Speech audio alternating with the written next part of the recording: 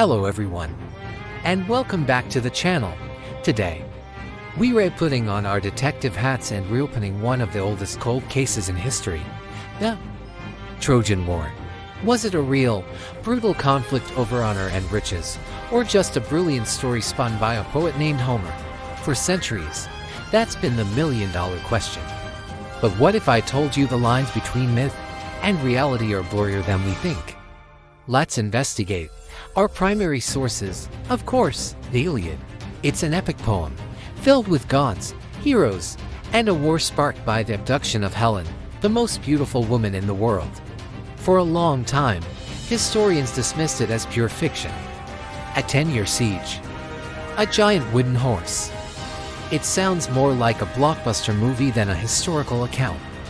But every good story has a kernel of truth, right? Our investigation starts there. Enter our first key witness, Heinrich Schliemann, a controversial German businessman obsessed with Homer since childhood. In the 1870s, armed with a copy of the Iliad, he traveled to a mound in modern-day Turkey called Hisarlik.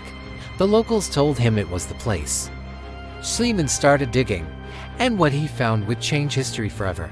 He didn't just find one city, he found layers upon layers of them, 9 to be exact, built one on top of the other over thousands of years.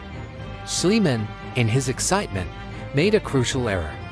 He blasted through the upper layers, convinced that the bottommost layer, the oldest, had to be Homer's Troy. He even claimed to have found Priam's treasure, a stash of gold he smuggled out of the country. But modern archaeologists now believe he dug right past the city he was looking for. The real candidate for Homeric Troy isn't the oldest layer, but a layer known as Troivia or Via. So, let's examine the evidence from these layers.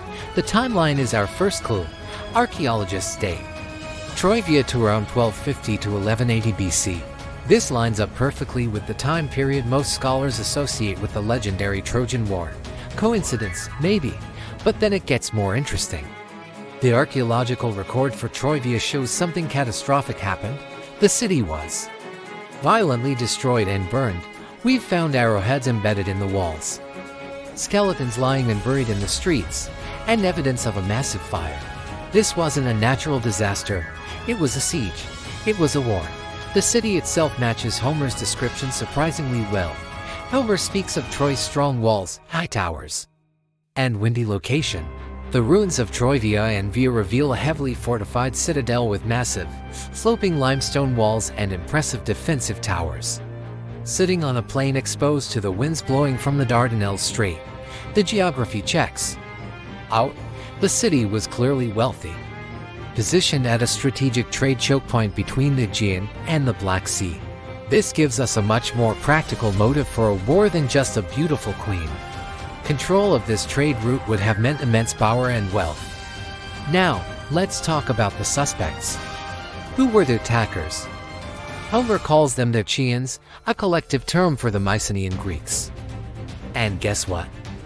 We have records from another ancient empire, the Hittites, who lived in central Turkey at the time. Their clay tablets speak of a powerful kingdom in western Anatolia called Walusa. Many linguists believe Walusa is the Hittite name for Ilias, which is another name Homer uses for Troy. These Hittite texts mention political tensions and military conflicts with a powerful group across the sea. The Ahioa. You guessed it, many scholars believe Ahioa is the Hittite word for the Achaeans. One tablet even mentions a dispute over the city of Walusa, involving a king named Alexandru. Sound familiar? Alexandru of Walusa sounds an awful lot like Alexandros of Ilias, another name for the Trojan prince, Paris. So, what's our conclusion? While we haven't found a giant wooden horse or the birth certificates of Achilles and Hector, the evidence is compelling. We have a real city, Troy, that matches Homer's description. We have archaeological proof of a violent destruction around the right time. And we have records from a neighboring empire that seem to corroborate a conflict between a Mycenaean Greek coalition and the city of Troy. The Iliad probably wasn't a word-for-word historical document. It was epic poetry, passed down orally for generations before being written down.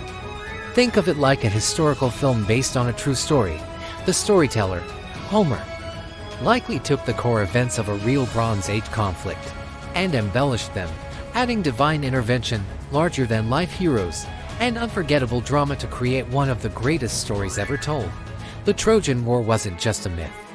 It was a memory, a powerful echo of a real struggle for power, wealth, and control in the ancient world, transformed into a timeless legend of heroism and tragedy. The case isn't closed, and new discoveries are being made all the time, but one thing is clear: the story of Troy is much more than just a story. Thanks so much for joining me on this investigation. What do you think? Was the Trojan War real? Let me know your theories in the comments below. And if you enjoy digging into this ancient mystery, don't forget to like this video and subscribe for more deep dives into history. See you next time.